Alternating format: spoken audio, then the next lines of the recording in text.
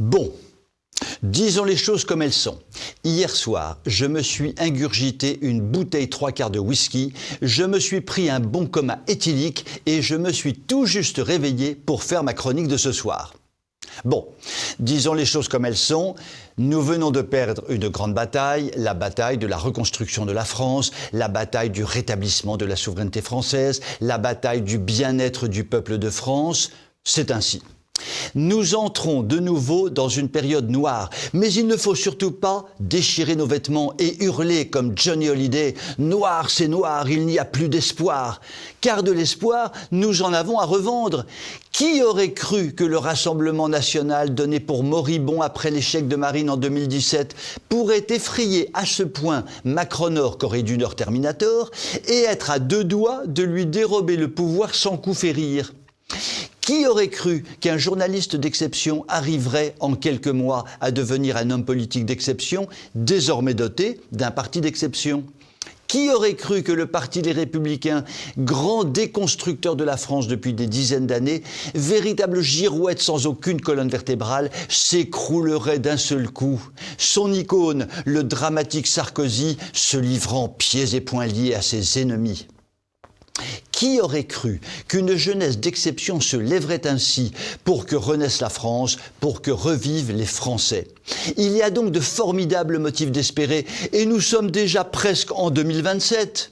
Bon, disons-le quand même, nous avons le droit d'être pessimistes tant Macron-Nord va s'ingénier à continuer à déconstruire la France et nous en même temps. En effet, puisqu'il ne peut plus être réélu en 2027, plus rien ne s'opposera à sa folie destructrice et l'on peut être sûr qu'il va en profiter. Cela dit, il a manifestement très peur du peuple et la possibilité que le peuple lui fasse passer des nuits blanches est très grande, car il a accumulé sur sa personne une haine telle qu'il a tout de même du souci à se faire. Il est d'ailleurs symptomatique d'entendre une expression que j'avoue n'avoir jamais entendue concernant les présidents de la République précédents. Macron-Nord est diabolique. Ce qualificatif est extrêmement grave, mais de plus en plus répandu et semble parfaitement traduire le bonhomme dont la caractéristique principale est de mentir 24 heures sur 24. Tout chez lui n'est que mensonge et cela est effectivement diabolique. Après de longs et compliqués calculs, tante Gertrude m'a indiqué que nous allons devoir le supporter pendant 1825 jours. Ce qui fait tout de même un gros paquet de jours. Il nous reste à faire le dos rond et à continuer notre résistance 7 jours sur 7 par semaine jusqu'en 2027. Et cette année-là, nous serons enfin récompensés, n'en doutons pas. Je vous souhaite une très bonne soirée.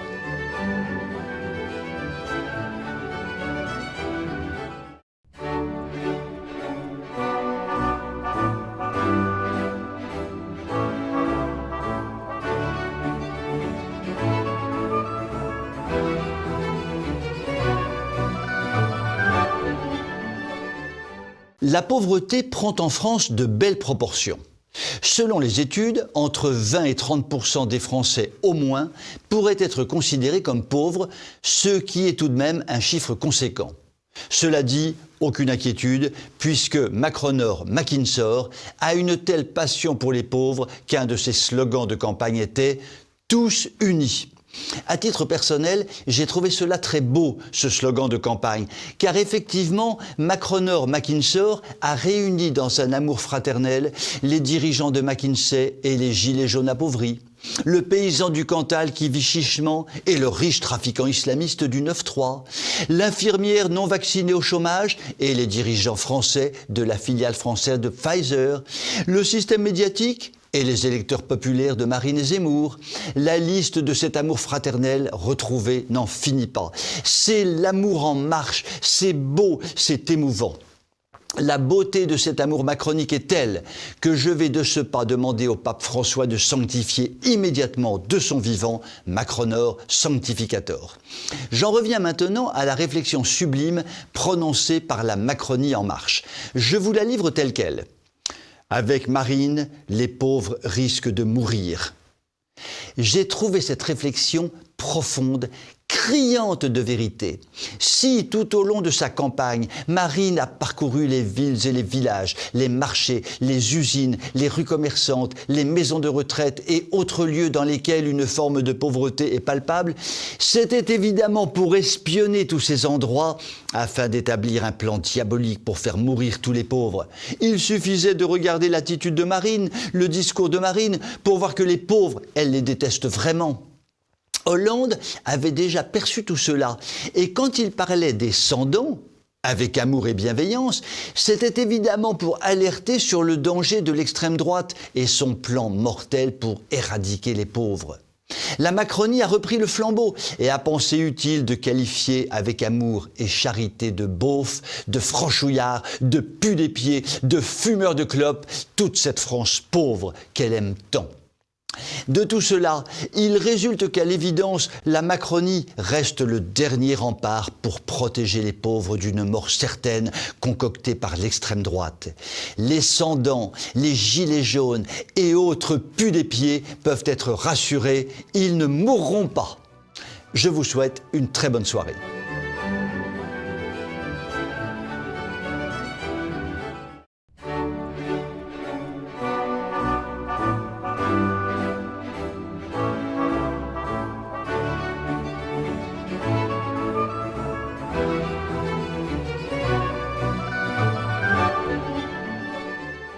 Le Gers, le ravissant département du Gers, avec ses petits villages tranquilles, ses paysages de rêve, son climat délicieusement chaud.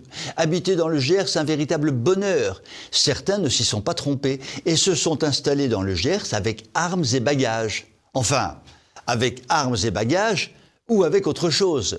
Ainsi, un Ivoirien de choc s'est installé dans la charmante petite ville de Nogaro, dans le Gers, ses armes et bagages étant prioritairement constitués par ses 4 épouses et ses 28 enfants. Il ne s'est rien refusé, notre Ivoirien de choc. 4 épouses et 28 enfants, à rendre pâles de jalousie les plus sauvages taureaux du Limousin.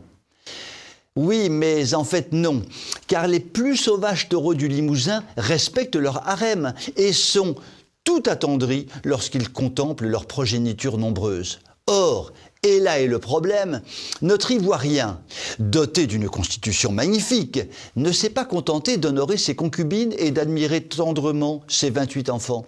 Il a trouvé beaucoup plus sympathique d'organiser méthodiquement des viols, des violences, des actes de torture et des actes de barbarie sur les 32 personnes qui l'entouraient. Bah oui quoi, faut bien s'amuser. Ainsi donc, ces 32 personnes, bénéficiant d'allocations considérables payées par nos impôts et massacrés en même temps par notre Ivoirien, vivaient un petit enfer ivoirien dans le merveilleux pays du Gers. Le débouclage de cette opération est tout à fait sympathique pour chacun d'entre nous. Cet Ivoirien sera nourri, logé, blanchi en prison grâce à nos impôts. Ses concubines toucheront de grasses allocations grâce à nos impôts. Et les enfants ont été pris en charge par les services sociaux grâce à nos impôts. La folie zigounétique de notre Ivoirien en chaleur va nous coûter des centaines de milliers d'euros par an pendant un nombre incalculable d'années. À quelques pas de Nogaro, des paysans qui ont travaillé 40 ans pour nourrir la France et qui se sont donné un mal de chien pour élever dignement 1, 2 ou 3 enfants devront se contenter de retraites de quelques centaines d'euros par mois. Il n'est pas exclu qu'au cours de nuits agitées, nos chers paysans du Gers rêvent de castration, chimique ou pas. Qui oserait leur jeter le premier couteau, la première pierre? Je vous souhaite une très bonne soirée.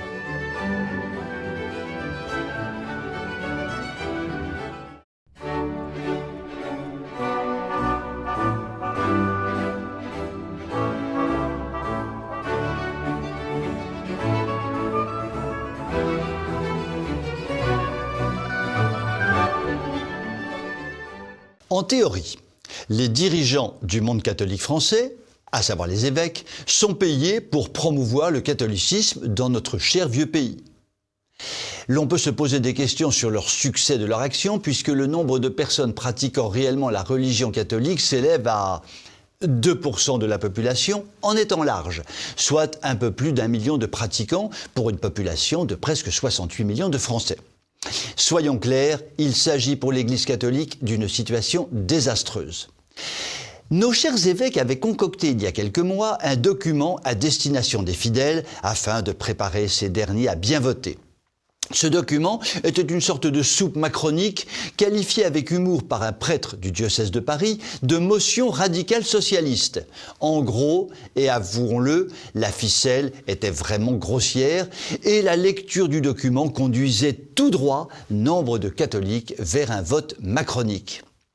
Il n'est donc pas étonnant que Monseigneur Ravel, occupant le poste considérable d'archevêque de Strasbourg, ait indiqué de façon claire qu'il allait voter Macron-Nord et indiquait carrément aux fidèles catholiques que c'était le bon choix, comme aurait dit Giscard. Ainsi, alors que Benoît XVI, en son temps, indiquait que tous ceux qui votaient pour une personne aggravant le mal commettaient une faute d'une extrême gravité, Monseigneur Ravel, occupant le poste considérable d'archevêque de Strasbourg, indiquait publiquement qu'il votait et qu'il fallait voter pour une personne aggravant considérablement le mal sur presque tous les sujets. Pour nous, petits esprits mesquins, il y a donc deux solutions qui nous viennent à l'esprit. Ou bien, Monseigneur Ravel doit démissionner de son poste considérable d'archevêque de Strasbourg puisqu'il a commis une faute considérable. Ou bien, nous devons considérer que Benoît XVI ne méritait pas d'être pape puisqu'il disait n'importe quoi. À chacun de faire son choix entre ces deux solutions. Je vous souhaite une très bonne soirée.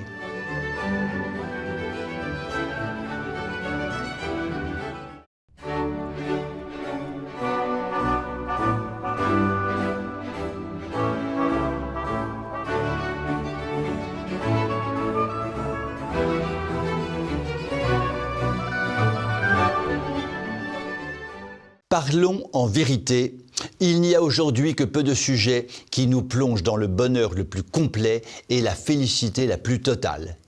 Mais il y en a tout de même quelques-uns, dont celui que je vais vous conter ce soir. Chacun connaît la société dénommée Twitter, qui a mis en place un système de communication mondiale fondé sur l'information courte, diffusée à grande échelle. Sur le papier, il pourrait s'agir d'un système permettant l'expression libre. Ça, c'est sur le papier. En pratique, les dirigeants de Twitter censurent à grands coups de hache tout ce qu'ils estiment être politiquement incorrect. En clair, ces dirigeants américains ont créé une sorte d'outil dictatorial au service du politiquement correct dans le monde entier. Et c'est ainsi que l'excellent Donald s'est vu supprimer du jour au lendemain son compte Twitter. Ainsi donc, le Donald, alors président des États-Unis, rien que ça, était censuré par d'obscurs entrepreneurs dont le seul mérite était d'être riche, ce qui, aux yeux de votre chroniqueur préféré autoproclamé, n'est peut-être pas le plus grand mérite qui soit. Et voici que surgit brutalement dans l'actionnariat de Twitter Elon Musk, le multimilliardaire américain, un des hommes les plus riches du monde, qui entend faire main basse sur Twitter. Panique chez les actionnaires de Twitter, car Elon Musk présente l'inconvénient horrible, l'inconvénient épouvantable, l'inconvénient insupportable d'être un pote au Donald. Et si Elon Musk prend la tête de Twitter, l'on peut être à peu près certain qu'il rouvrira immédiatement dans la joie et la bonne humeur le compte Twitter de son ami Donald Trump. C'est ce qu'on appelle la réponse du berger à la bergère. Qui se croyait le plus fort se trouve tout soudain balayé, comme le disait un obscur savant tibétain 6207 années avant Jésus-Christ. Cela dit, rien n'est encore joué, car ce coup de force d'Elon Musk a évidemment déclenché une panique totale chez les dirigeants de Twitter, comme chez les actionnaires du groupe, et il se met en place actuellement toute une série de murailles financières pour empêcher le pote à Donald de prendre le pouvoir de Twitter. On ne s'attaque pas comme ça à une société mondialiste chargée de diffuser le politiquement correct, toujours et partout. Non mais quand même. Il est fou ce Elon Musk. Cette affaire est donc à suivre de très près, car elle peut ouvrir un nouvel espace de liberté dont nous avons tous bien besoin. Je vous souhaite une très bonne soirée.